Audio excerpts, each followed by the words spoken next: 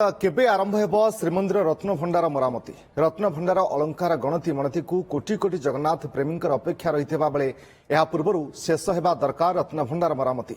तेबे ए संपर्क में ओटीवी को सूचना देते पुरी जिलापाल कहते मरामती आरंभ करने पूर्व एएसआई प्रथमे रत्नभंडार स्थिति जांच कर समस्त प्रस्तुति रत्नभंडार जांच सहित अधिक कोठरी बा सुरंग थिबा चर्चार सत्यता परीक्षा आधुनिक जंत्रपाति द्वारा स्कानिंग हो पारे सरकार को अनुमति मिलिले से प्रक्रिया जांच एवं स्कानिंग सरिले एएसआई रत्नभंडार मरामती कार्य आरंभ करिबो। अपेक्षा कौन निर्देश आसब आमर एएसआई तो नेक्स्ट स्टेप है एएसआई वेरिफिकेशन करिबो दरकार पड़िले जदि कंसिडरेशन हुए ताहले आमर किछि मॉडर्न टेक्निक्स माध्यम रे स्कैनिंग मध्य हेबा संभावना अछि तो आई थिंक से प्रोसेस टी